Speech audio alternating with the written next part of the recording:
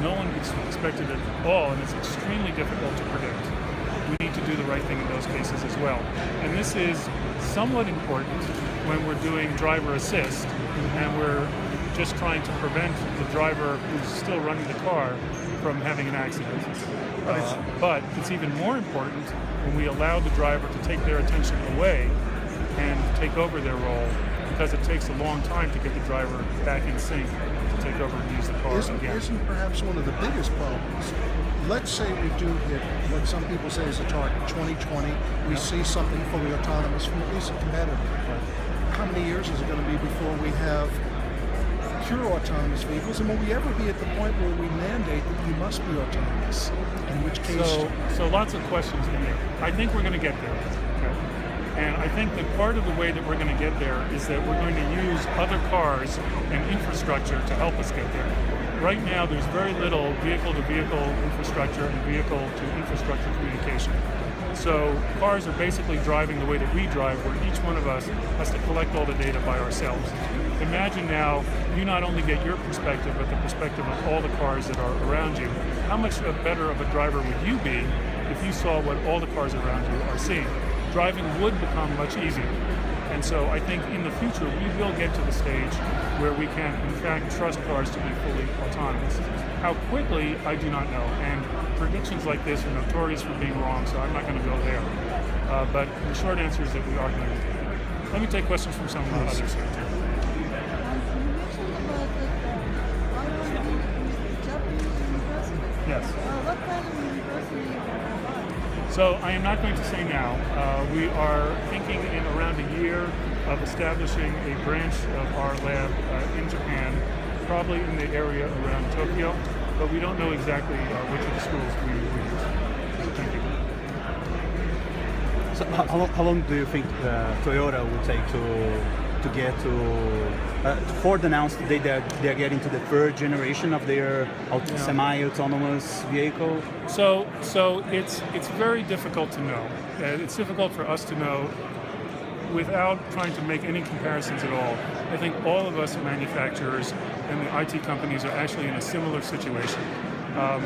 As I said, most of the driving we have to do is easy.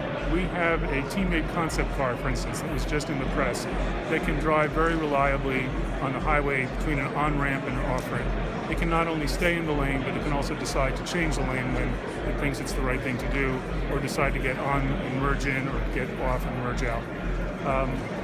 We have experimental technology that goes far beyond that.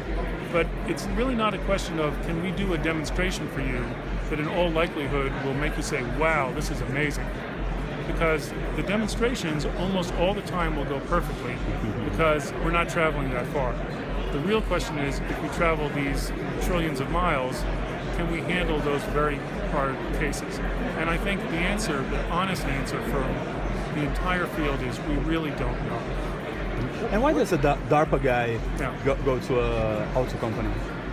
So DARPA is about trying to change the world. It's about using projects to try to do it.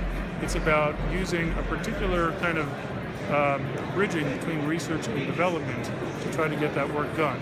TRI's internal philosophy is similar not only to DARPA, but to Bell Labs, which had the same role within the Bell system in the old days, and to the Skunk Works at Lockheed, if you think about that.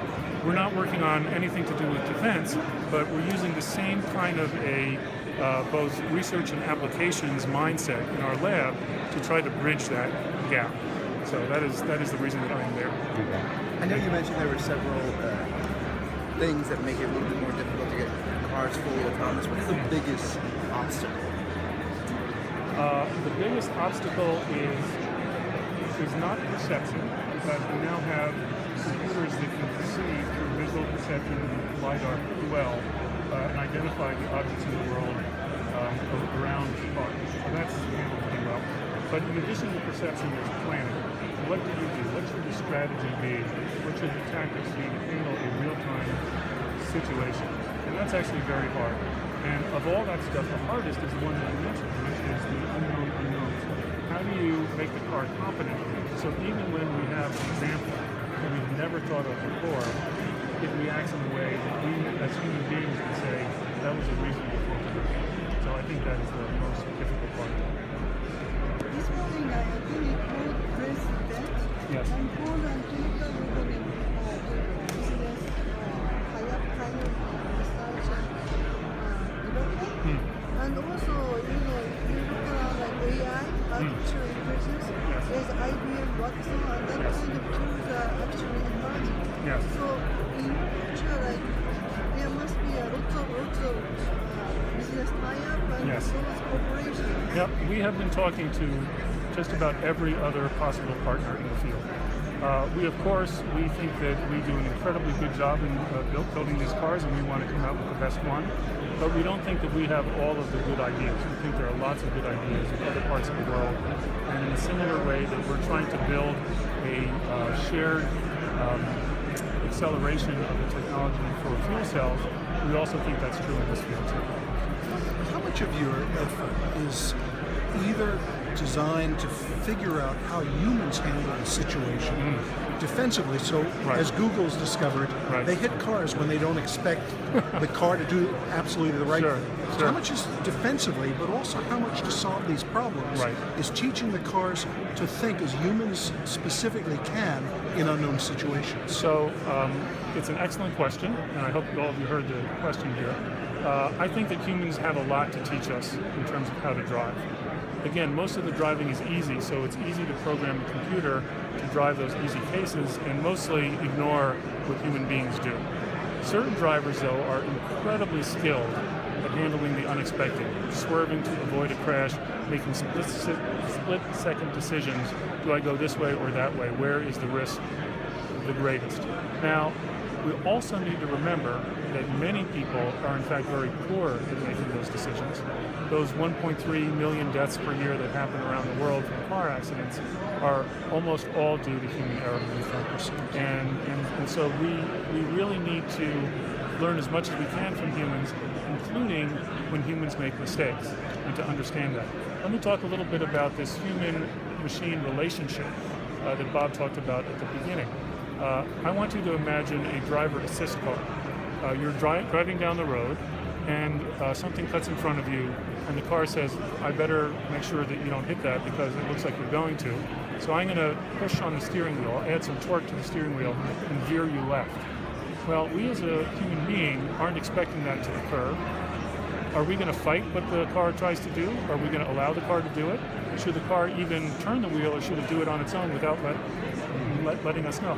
Many, many different possible things on designing this very subtle interface between people and machines so that they can work synergistically as a team.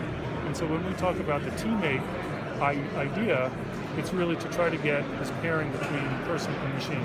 This is true even when the machine is fully driving in an autonomous way and we aren't paying attention. At some point, some of the time, the machine will have to alert us saying, approaching issue that I'm not going to be able to handle, it's time to pay attention again. This is the handoff issue. Very, very hard. If we're going to handle that, we need to know how to do it well. And I think that that's a very rich area for research to be done. How about business? Actually, so you have a $1 billion US for 5 years.